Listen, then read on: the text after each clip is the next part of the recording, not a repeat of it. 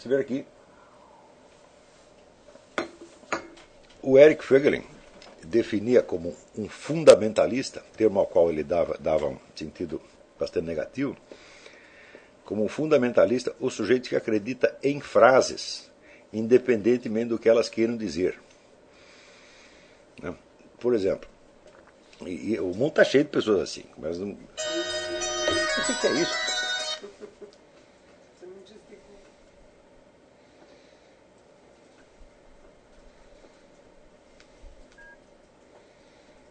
Não quer desligar essa recusa? Esse aqui para desligar tem que jogar na parede. Então, o mundo está cheio de pessoas que acreditam em frases, estão dispostas a matar e morrer por elas. Tá certo? Mas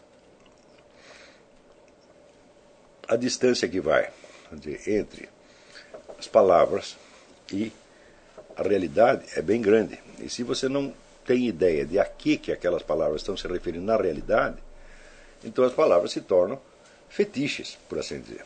Não é isso? Não é como assim, por exemplo, vou cumprir os mandamentos. Então está aqui, honrar pai e mãe. Minha mãe tinha um puteiro, portanto eu tenho que honrar a minha mãe administrando corretamente o puteiro. Você acha que é isso?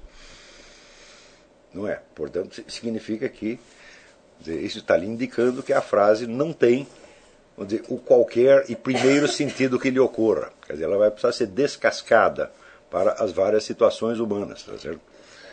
Do mesmo modo, quando o Eric Voegelin dizia, o sujeito diz, olha, creio em Deus Pai.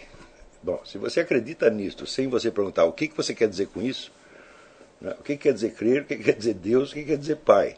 Quer dizer, qual é o sentido, qual é a intenção com que isso está dito. Se você aceita a frase assim, sem mais nem menos, você é realmente um fundamentalista. Isso. E o fundamentalismo, no sentido que o Eric Voegelin dá ao termo, é uma das características mais permanentes da nossa cultura. Praticamente nós estamos discutindo com pessoas fundamentalistas o tempo todo. Tá certo? Ou seja, elas se apegam a determinadas frases, a determinadas sentenças, a determinadas palavras, tá certo? E se ofendem mortalmente com o que quer que pareça, né, oferecer perigo para esses símbolos que são tão queridos. Como, por exemplo,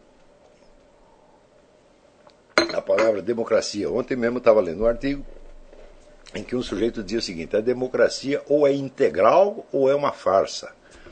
Não pode haver meia democracia, não pode haver gradação de democracia. A democracia tem que ser absoluta, integral, pura. Eu digo, bom, como nós definiríamos a democracia pura? O que é uma democracia integral? Para você saber o que é uma democracia integral, você precisaria primeiro saber o que é a democracia. Tá certo? Para uma coisa poder ser integral ou parcial, ela tem que ser algo. Tá certo? Então,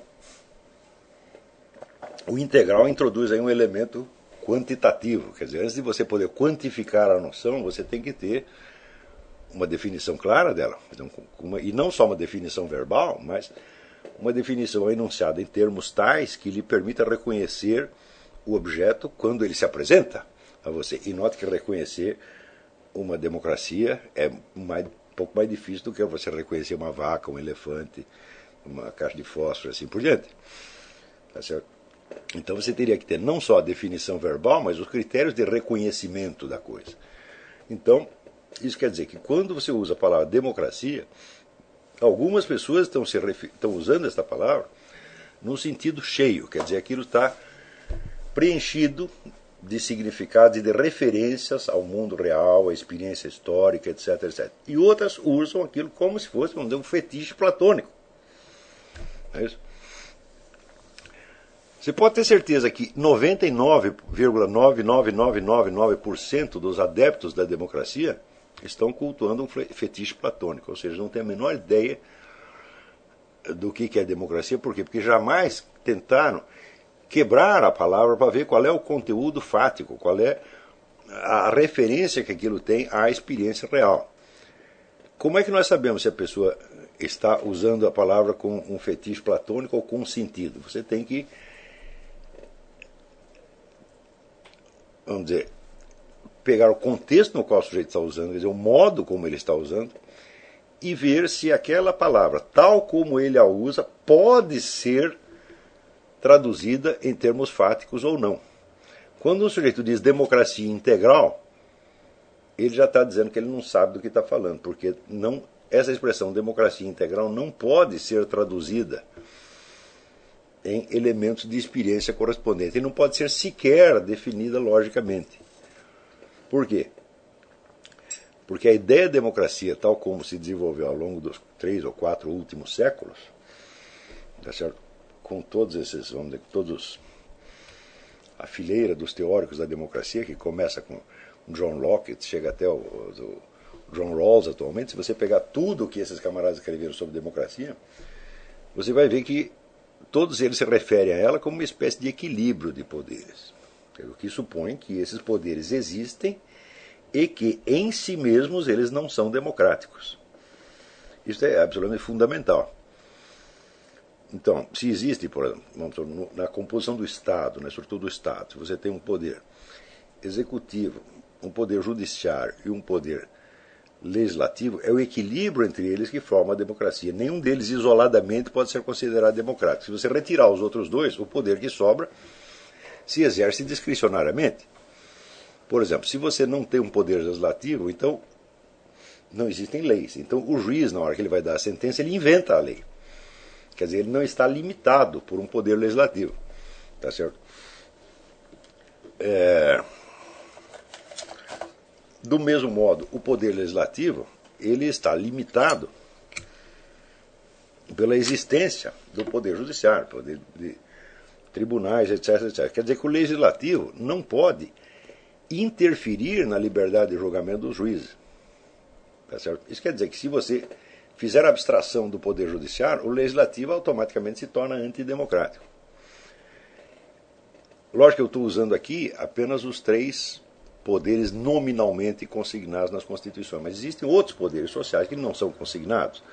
A cultura, a igreja, os grupos de pressão, as grandes fortunas, os sindicatos, etc. Tudo isso faz parte, vamos dizer, do jogo democrático. E o que caracteriza a democracia é a busca de um equilíbrio entre esses vários poderes, a busca de uma compensação de modo que nenhum poder coma os outros. Isso quer dizer que a democracia é baseada numa ideia de proporcionalidade. Tá certo? Ora, pode haver uma proporcionalidade integral? Você vê que a própria expressão, até logicamente, é impossível de definir. Entendeu? Então, primeiro, proporcionalidade integral não quer dizer nada. Proporcionalidade integral se fosse 1 sobre 1 igual a 1 sobre 1. Então, mas isso não é proporcionalidade, isso é igualdade. Quer dizer, eliminaríamos a noção de proporcionalidade e colocaríamos a igualdade. Mas isso é a definição do totalitarismo. No totalitarismo não há compensação mútua entre os vários poderes. Por quê? Porque só tem um poder. E os outros não têm poder. Então, se você abolir a diferença entre os vários termos da equação, não há mais equação, há apenas uma unidade. Tá certo? Então, o conceito de democracia integral expressa apenas um flatus vocis, uma coisa que não quer dizer nada, que não corresponde a nada, nem no plano dos fatos e nem mesmo no plano conceitual lógico. E, no entanto, aparece um sujeito que ele diz que ele acredita em democracia integral. Quer dizer, ele acredita, ele ama, né? Ele tem sentimentos com relação àquilo e ele julga as situações, né, com base nesse conceito de democracia, nessa palavra democracia integral. Isso aí é o que o Wegelin chamava fundamentalismo. Quer dizer, pegou um fetiche verbal que não quer dizer absolutamente nada, nem na esfera fática e nem sequer na pura esfera lógica, e você toma posição com relação àquilo, usa aquilo como critério para julgar situações, etc. Isso é fundamentalismo. Com essa breve explicação do conceito wegeliniano do fundamentalismo, acho que vocês entenderam que vocês estão rodeados de fundamentalistas por todos os lados. Não é isso? O fundamentalista é o sujeito que acredita numa frase independentemente do que ela quer dizer. É a frase em si. Tá certo? Então,